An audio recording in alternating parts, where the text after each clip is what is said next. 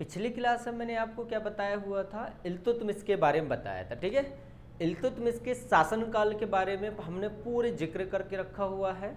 अगर आपने अभी तक वीडियो नहीं देखा है तो इल्तुतमिश के शासनकाल वाला आप जाके प्ले लिस्ट में जाके आप देख सकते हो। ठीक है ना। आज जो हमारा क्लास रहेगा वो रहेगा किसका, रजिया सुल्तान के बारे में, है ना। रजिया सुल्तान के बारे में हर एक व्यक्तियों का अलग अलग मत है कि रजिया सुल्तान ने ये किया वो किया ऐसा। भाई सबसे अच्छी चीज़ है कि आपको, सबसे पहली चीज़ है कि आपको समझना चाहिए कि इतिहास क्या बोल रहा है। अगर इतिहास सही तरीके से आपको पता होगा तभी आप चीज़ों को बातें अच्छे से रख सकते हो, नहीं तो रखने की ज़रूरत नहीं है। इल्तुतमिश की देहांत के बाद में कहा जाता है कि 40 दरबारियों की सपोर्ट से रुकनुद्दीन को गद्दी पे बैठा दिया गया। अब रुकनुद्दीन किसकी पुत्र थी, था तो इल्तुतमिश का ही, मगर उसकी माँ का नाम शाह तुर्कन थी। ठीक है, शाह तुर्कन के पुत्र रुकनुद्दीन को दिल्ली के गद्दी पर 40 दरबारियों के सपोर्ट से बैठा दिया गया। अब देखो 40 दरबारियों के सपोर्ट से तो ये बैठ गया, मगर इल्तुतमिश मरने से पूर्व ही रजिया सुल्तान को नियुक्त करके चले गई थी कि भैया ये जो है यही बनेगी, मेरे देहांत के बाद में ये शासिका बनेगी, या तो सुल्तान की पदवी को ये धारण करेगी। और जनता कहीं ना कहीं रजिया सुल्तान को पसंद भी करते थे। क्योंकि रीज़न ये था कि रजिया सुल्तान आम जनता के भेष में, आम जनता के दरबार में बैठती थी, उनकी बातें सुनती थी और उनकी प्रॉब्लम से वो उन्हें निजात देती थी, है ना। तो कहीं ना कहीं आम जनता किसे, रजिया सुल्तान को पसंद करते थे। रजिया सुल्तान को जब पता चला कि शाह तुर्कन के बेटे रुकनुद्दीन को दिल्ली के गद्दी पर बैठा दिया गया है, तो कहीं ना कहीं रजिया सुल्तान को दिक्कत हो गई। रजिया सुल्तान चले गई जनता के पास में और जनता को यही बात बताई, और जनता के सपोर्ट से ही रजिया सुल्तान को सुल्तान की पदवी मिल गया। और रुकनुद्दीन को झूठे दावेदार बोल के जनता के सपोर्ट से उसे गिरफ्तार करवा के उसे कालकोठरी में बंद करवा दिया गया। तो सबसे अच्छी चीज़ ये है कि दिल्ली सल्तनत में हो चाहे गुलाम वंश में हो, पहली भारत की, या तो रजिया सुल्ताना जो थी, रजिया भारत की पहली मुस्लिम सुल्तान बनी थी। ये पॉइंट याद रखना, भारत की पहली मुस्लिम सुल्तान कौन थी, मुस्लिम सुल्तान कौन थी, तो रजिया सुल्तान थी। ठीक है, अब समझना, मैं जो समझा रहा हूं चीजें उन्हें आप समझना। रुकनुद्दीन जो था, रुकनुद्दीन, है ना, रुकनुद्दीन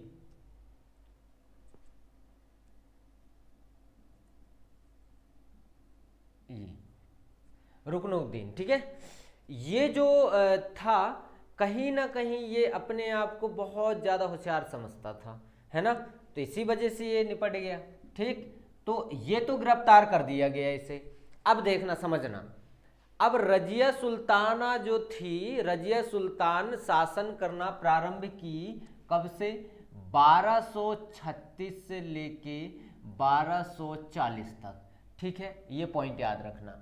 रुकनुद्दीन सिर्फ और सिर्फ 1236 में कुछ समय के लिए बनाया गया था, इसके बाद में इसे पद से हटा दिया गया था, है ना। रजिया सुल्ताना या रजिया सुल्तान जो थी वो किसे, रुकनुद्दीन को गिरफ्तार करवा दी, और गिरफ्तार करवाने के बाद में ये सत्ता को संभाल ली, है ना। सत्ता को संभालने के बाद में कहा जाता है कि रजिया सुल्तान ने क्या किया, अपने आप को अच्छा साबित करने के लिए उन्होंने काम करना प्रारंभ कर दिया। ठीक है ना। अब अपने आप को अच्छा तो साबित करेंगे ही करेंगे। क्यों, क्योंकि भैया देखो, ये 40 दरबारी ये नहीं चाहते थे कि रजिया सुल्तान क्या बने, सुल्तान की पद को धारण करे। रजिया के बारे में, है ना, खुलेआम आना मुस्लिमों को नहीं पसंद था, महिलाओं को। अगर खुलेआम जैसे बोलते मर्द के भेष में ही ये आती थी, कहाँ पर, दरबार पर। और 40 दरबारी जो थे, 40 दरबारी चहलगामी बोला जाता है इसे, क्वेश्चन में कई बार आ चुका है। 40 दरबारी जो थे वो नहीं चाहते थे कि रजिया सुल्तान क्या करे, खुलेआम मर्द के भेष में हाँ मतलब बोल सकते हैं महल में आए, ये इनका बिल्कुल भी मत नहीं था। और कहीं ना कहीं इसका एक दोस्त था, दोस्त तो नहीं बोल सकते हम, ये बोल सकते अस्तबल का अध्यक्ष था, जिसका नाम क्या है, जमालुद्दीन याकूत खां। जमालुद्दीन याकूत खां इसका अस्तबल का अध्यक्ष था, किसका, रजिया सुल्तान का। अब अस्तबल का अध्यक्ष था तो इन लोगों ने सोचा, ये अफगानिस्तान का था, अबिसिनिया का था, ये अफ्रीका महाद्वीप से था ये, तो ये पॉइंट याद रखना है ना। और ये नेग्रो मुसलमान था, है ना। तो कहीं ना कहीं जो 40 दरबारी थे कि भैया इसकी इमेज जो जनता के सामने है वो बहुत ज़बरदस्त है, बहुत अच्छा है, तो एक काम करें इसकी इमेज को ख़त्म कर देते हैं। तो इमेज को ख़त्म कर दें, तो उन्होंने क्या किया, नेग्रो जो मुसलमान था उसके साथ इसे जोड़ दिया और बोल दिया कि भैया ये इसके साथ घूम रही है। तो कहीं ना कहीं जनता 40 दरबारियों की जो कहानी थी उसे समझ पा रही थी जनता, है ना। तो जनता ये नहीं चाहती थी कि रजिया सुल्तान पद के मतलब पद से ये नीचे आ जाए, जनता को बिल्कुल पसंद नहीं था। तो जनता समझ गए कि भैया ये 40 दरबारियों का ही क्या है, ये षड्यंत्र है, कहीं ना कहीं इन्हीं लोगों के द्वारा षड्यंत्र को रचा गया है। अब देखना, रजिया सुल्तान जो थी वो क्या करती थी, जितने भी निम्न पोस्ट के लोग थे उन्हें उच्च पोस्ट देना चालू कर दी इसने। अब कहीं ना कहीं प्रॉब्लम किसे होने लगे, 40 दरबारियों को। अब 40 दरबारी जो थे वो बिल्कुल भी नहीं चाहते थे कि जो निम्न कास्ट के लोग हैं उन्हें उच्च पद मिले, क्योंकि हमें भी उन्हें चमत्कार नमस्कार करना पड़ेगा, तो बिल्कुल नहीं चाहते।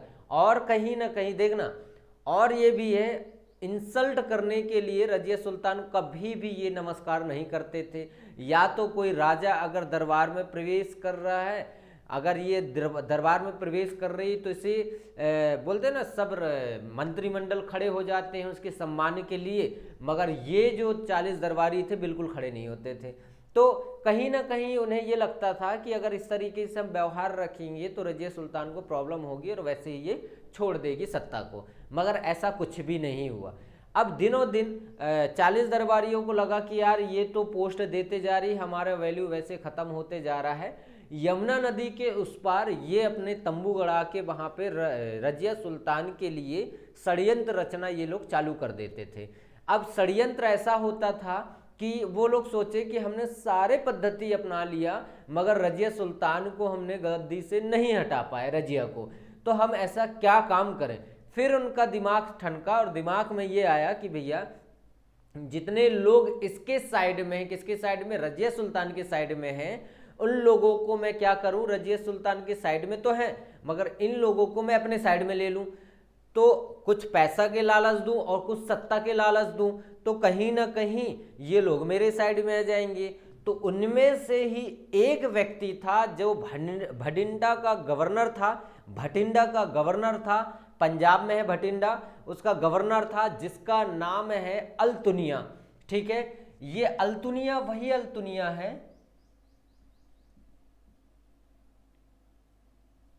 अल्तुनिया ये वही है जो रजिया का बेस्ट दोस्त या बेस्ट फ्रेंड बोल सकते हैं। अब इस व्यक्ति को लालच दे दिया गया कि एक काम करो, अगर तुम रजिया सुल्तान को मेरी तरफ अगर तुम कर देते हो तो कहीं ना कहीं तुम्हें हम कुछ पैसे देंगे और दिल्ली में आपको कुछ ना कुछ सत्ता दे दिया जाएगा। तो पावर को बनाने के लिए ये व्यक्ति, इससे बोला गया कि तुम रजिया को बुलाओ और खाने पे बुलाओ और अकेले ही बुलाना और बुलाने के बाद में उसे आप अरेस्ट कर लेना। तो ये व्यक्ति सत्ता के लालच में आके क्या हो गया, मतलब रजिया सुल्तान को ये व्यक्ति बुलाया खाने पे, और बुलाने के बाद में कहा जाता है कि इसके साथ में इसे बोला, रजिया सुल्तान को बोला गया था कि कोई भी नहीं आना चाहिए, मगर इसके साथ में कौन आया था, वो नेग्रो आया था, है ना। अब नेग्रो को तो मार दिया गया, तुरंत ही मार दिया गया और इसे अरेस्ट करा दिया गया। ठीक है, तो रजिया सुल्तान अरेस्ट हो चुकी थी और किसने किया था, अल्तुनिया ने रजिया सुल्तान को अरेस्ट करके रखा हुआ था। याकूत खां को यहीं पर मार दिया गया था, 1240 की बात है ये, 1240 में ही अरेस्ट किया गया और याकूत खां को यहीं पर मार दिया गया था। ये भी पॉइंट आप याद रखेंगे। ठीक है, अब देखना, अल्तुनिया सोचा कि भैया अब तो मैंने क्या बोलते हैं, दिल्ली या गुलाम वंश की, दिल्ली शासक की बात मैंने मान लिया, तो कहीं ना कहीं चले हम दिल्ली, और दिल्ली में जो हमारा इनाम है वो हमें तो दिया जाएगा, जो वादा किया गया था, पहला धन दौलत दिया जाएगा, और इसके बाद में वहाँ पर एक आध पोस्ट दे दिया जाएगा।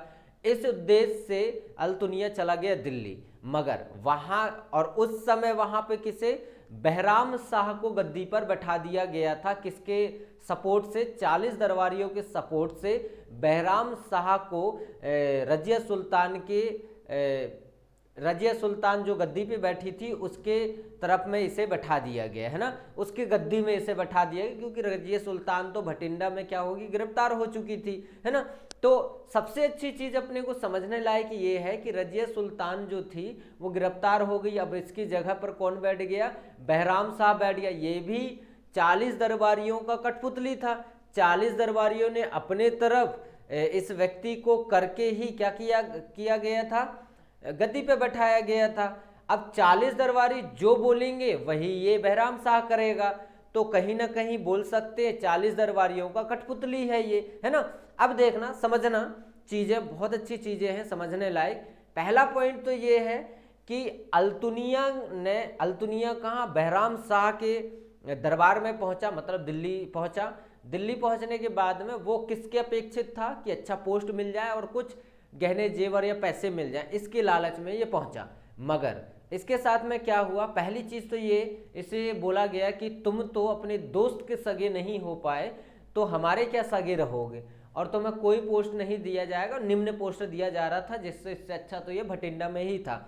ये सब चीजें देख के अपमानित समझा अपने आप को, और आया कहाँ पर, भटिंडा। आके डायरेक्ट मिला किससे, रजिया से, और बोला कि एक काम करो, तुम मेरे से शादी कर लो। अब रजिया सुल्तान सोची कि यार मुझे सत्ता पाना है, तो सत्ता पाने के लिए मुझे सबसे पहले जेल से निकलना पड़ेगा, और जेल से मुझे तभी वही निकाल सकता है जिसने मुझे बंद किया है। तो अल्तुनिया ने जेल में बंद करके रखा हुआ था, तो अल्तुनिया की बात को मान ली, और मानने के बाद में दोनों ने शादी किया, और शादी करने के बाद में दोनों मिलके दिल्ली की ओर कूच कर गए। अब दिल्ली की ओर गए तो ये कहा जाता है कि दिल्ली की ओर जाने के बाद में बहराम शाह के जो सैनिक थे उन्होंने, और ये रजिया के जो सैनिक थे, ये आपस में भिड़ पड़े, और रजिया की जो सैनिक थी वो मारे गए सारे के सारे, और बहराम शाह के सैनिक सारे के सारे जीत गए, है ना। और ये हरियाणा की तरफ कैथल है, एक जगह है, वहाँ ये भागते भागते पहुँचे, और वहाँ जाने के बाद में इतने थके हुए थे ये लोग कि कहीं ना कहीं ये गए और वहाँ पे आराम करने के लिए पेड़ के नीचे बैठ गए, और वहाँ के आम डाकुओं के द्वारा इनकी कत्ल कर दिया गया, आम डाकुओं के द्वारा इन्हें मार दिया गया।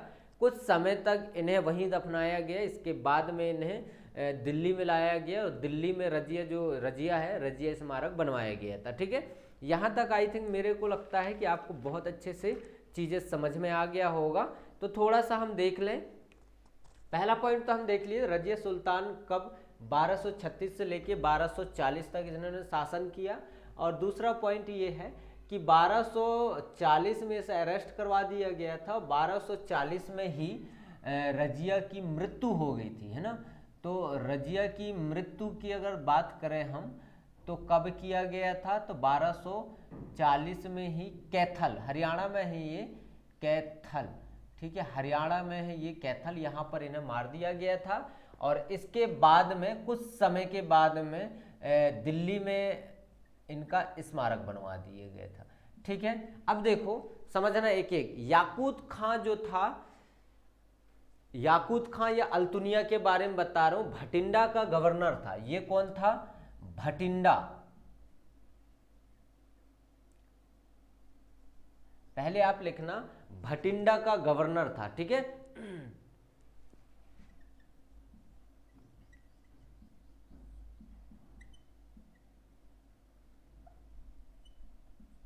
गवर्नर था, ये पॉइंट आप लिखना, है ना, भटिंडा का गवर्नर था। अब देखना 1240 में अल्तुनिया ने क्या किया था,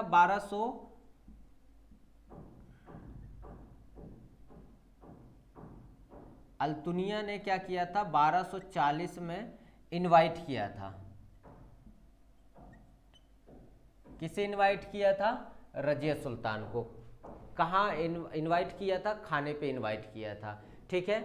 और याकूत खां को इसी खाने की इनवाइट के दौरान ही इसे याकूत खां को या खान को मार दिया गया था।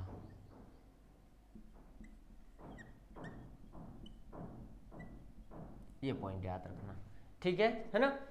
अब यहां पे तो मार दिया गया याकूत खां को, है ना। अब देखना, कहा जाता है 40 नोबल्स, अगर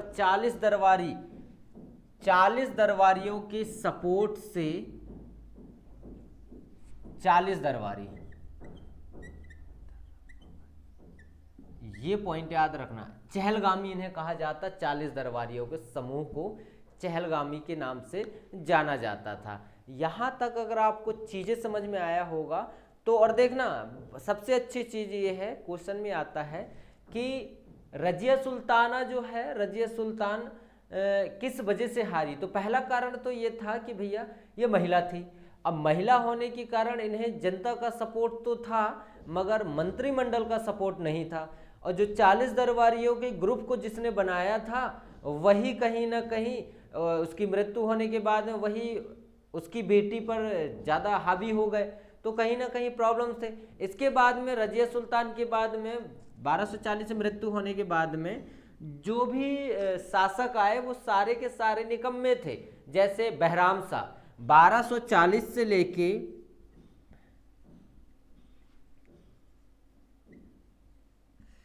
1242 तक इसने शासन किया, मगर नाम के लिए शासन किया, ठीक है। इसके बाद में मसूद शाह, अलाउद्दीन मसूद शाह,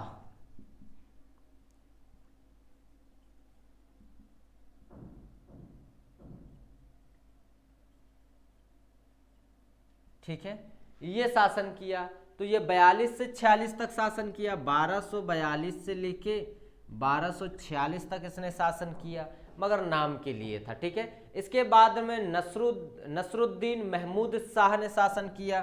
तो नसरुद्दीन महमूद शाह ने शासन किया, कब से कब तक किया? तो 1246 से 66 तक, 1246 से लेके 1266 तक इन्होंने शासन किया, मगर सारे के सारे निकम्मे थे।